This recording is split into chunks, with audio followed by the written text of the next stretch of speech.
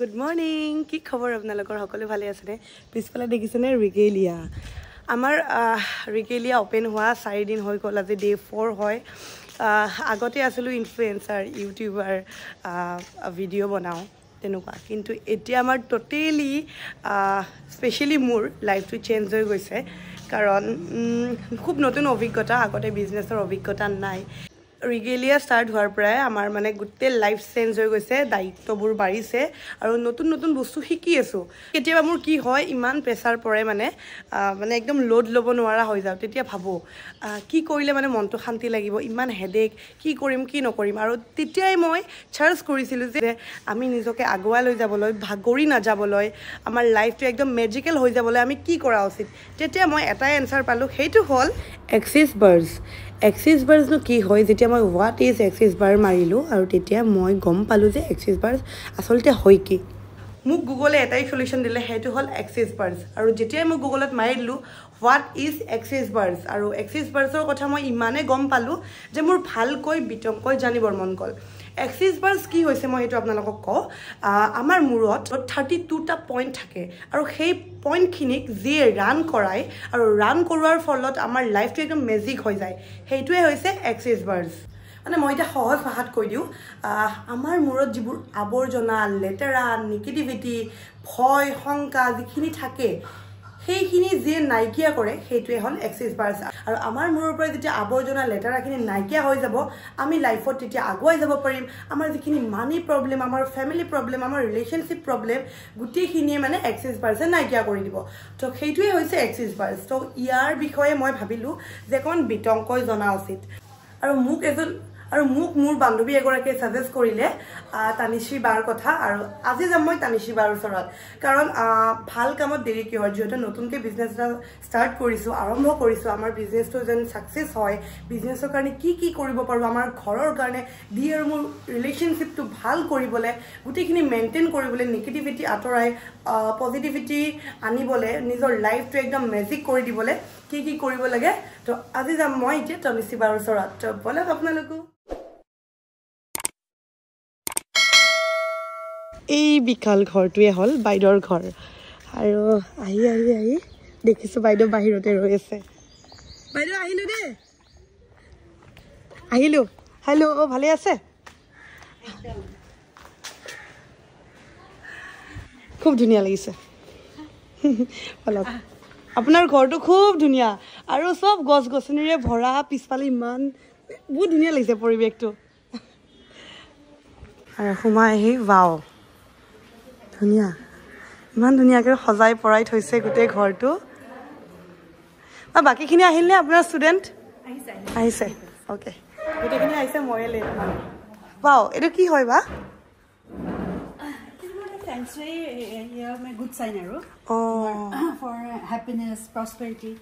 বাইদেউৰ ঘৰটোত সোমোৱাৰ লগে লগে কিবা এটা পজিটিভিটি আহিছে মোৰ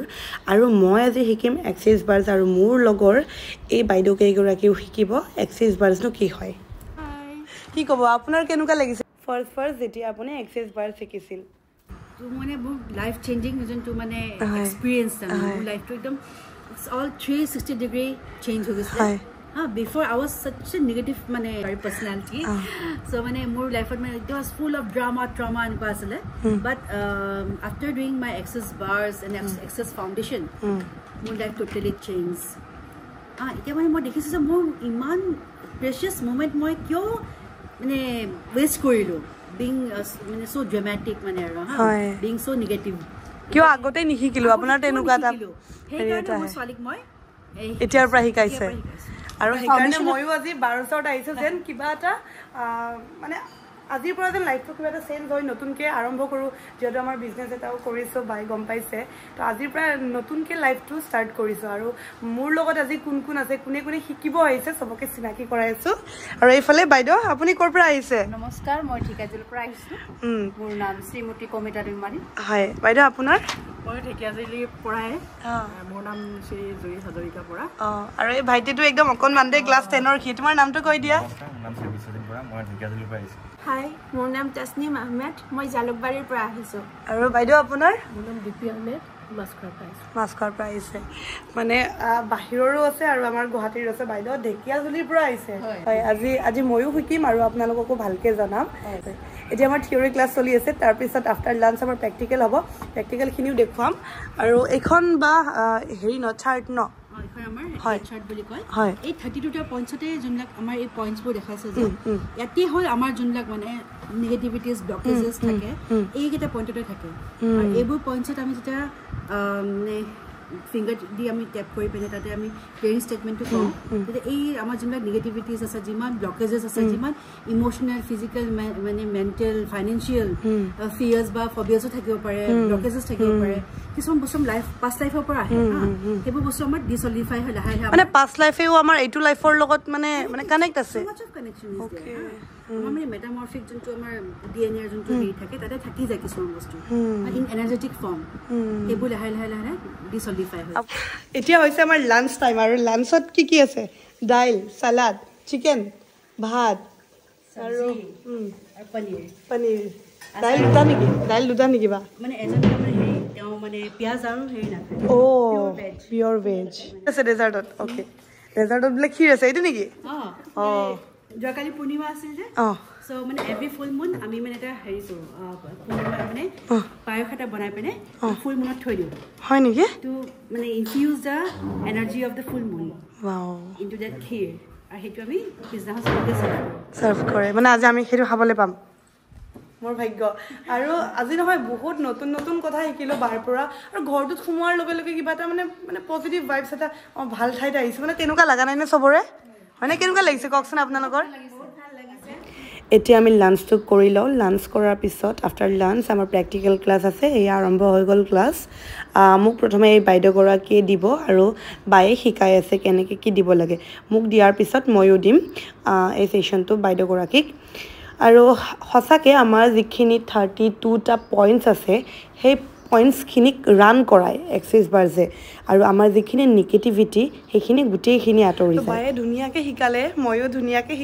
শিকাওঁ মই এক্সেছ বাৰ্জ কেনেকৈ প্ৰেক্টিছ কৰিব লাগে সেইটো মই শিকাওঁ আৰু তাৰপিছত মই বাকী ধৰা মই প্ৰেক্টিছ কৰোঁ বডি এক্সেছ বডি প্ৰচেছ সেইটো মই প্ৰেক্টিছ কৰোঁ তাতে তোমাৰ ধৰা আমাৰ ডিফাৰেণ্ট বডি প্ৰচেছেছ আছে আৰু লগত তোমাৰ